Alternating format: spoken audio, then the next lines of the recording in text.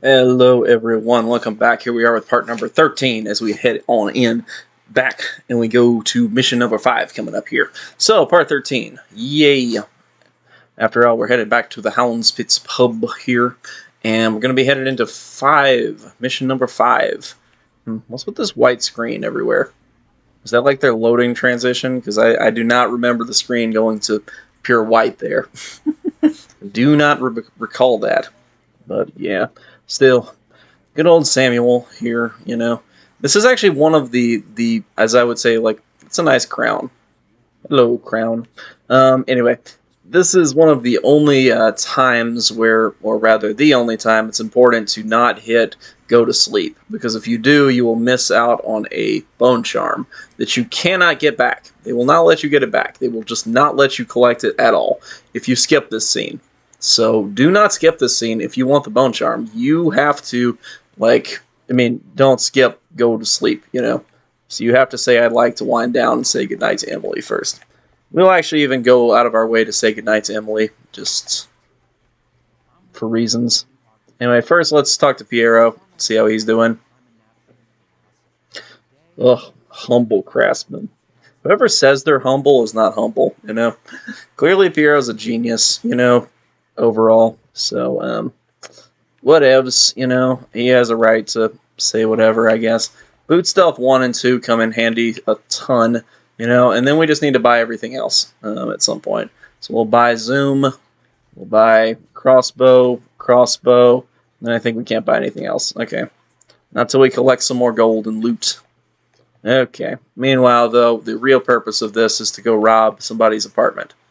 Get out of my freaking way, Martin. Come on. I was doing stuff here. Don't get in Corvo's freaking way, man, you know? Okay, so this is Wallace, the servant of good old Pendleton, who's a really annoying jerk dude. And anyway. Yeah, that guy. But you gotta respect his history and aristocracy, which is not something he actually worked for or anything. I believe in the self-made peoples, you know? But I don't think that everybody who inherits their money has to be bad. I think a lot of those people can be good, but that doesn't mean that they naturally will be. If you raise people to believe they can always get whatever they want, then you're not going to have very good kids, I think. So you need to don't be too hard on your kids, but also don't be too, don't be too lenient or the whatever model. Anyway, when it comes to the modeling of parenting, the basic models, there are 4 different types of parents: the indulgent, the neglective, the authoritarian, and the authoritative. So the authoritative is the best type of parenting, a parent who is warm but has rules, you know. The other types all have problems. The authoritarian parent is somebody who is cold, so who isn't warm and loving, and also has rules, you know. The neglective parent is clearly cold, so aka they're basically not there, you know. So they're not there, they're not, so they're neglecting their child. So they don't have rules, and they're also just not there, you know. So there's no warmth. And then there's the indulgent, where they have warmth, but so they have their warmth, etc., but they do not have rules, and so that's not as good. The most important part of parenting, of course, is emotional warmth. So that's what's most important.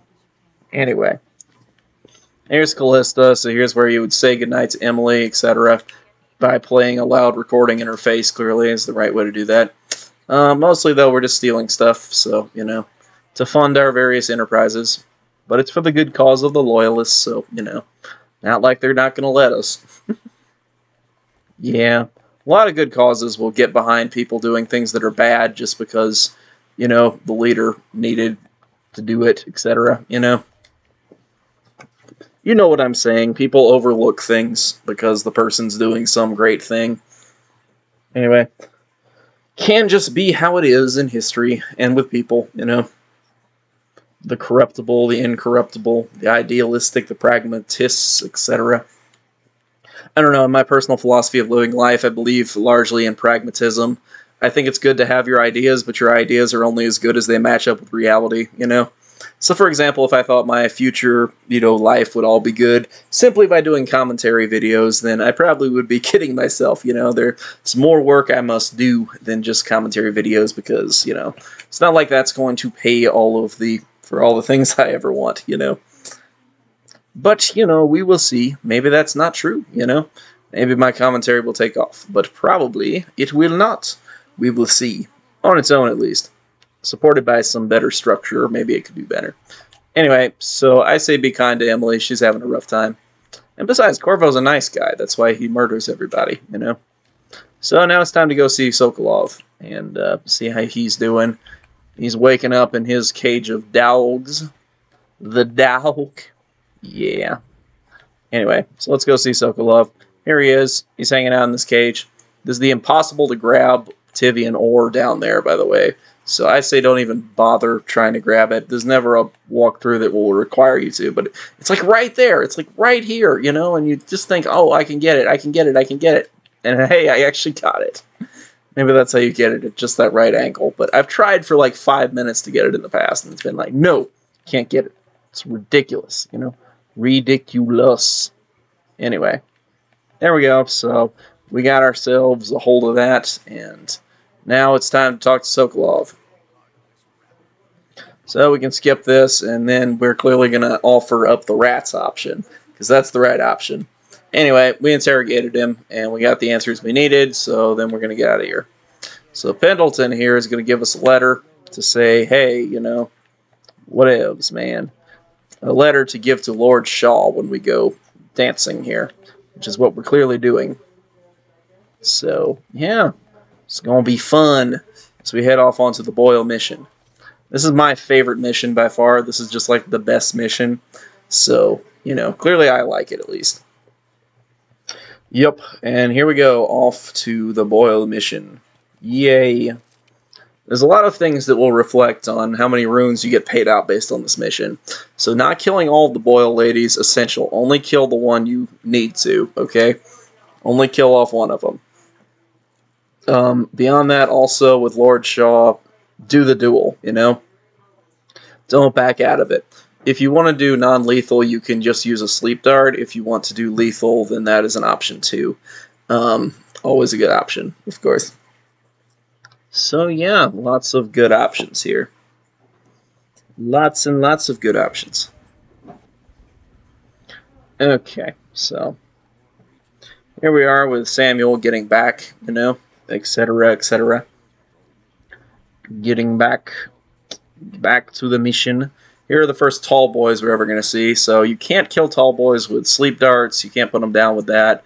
You can't kill them with rats, unfortunately. And so they can be a tough cookie to crack, But let's quickly wrap up this part by just swimming on down here to get the rune. And then this is where the swimming speed would come in handy. But we don't have that upgrade anymore. We actually could reactivate it if we wanted to. There's the rune. You can see it down there. Here it is. We need to get it before we run out of air. Okay. Phew. There we go. Okay, that's our first rune of the mission. So, anyway, that's about it for this walkthrough part. Next time we'll take on the tall boys, get all the stuff on this side, and then we're going to head on into the party. So, thank you guys for watching. I'll see you guys next time with the next video. Stay tuned, and I will see you guys later.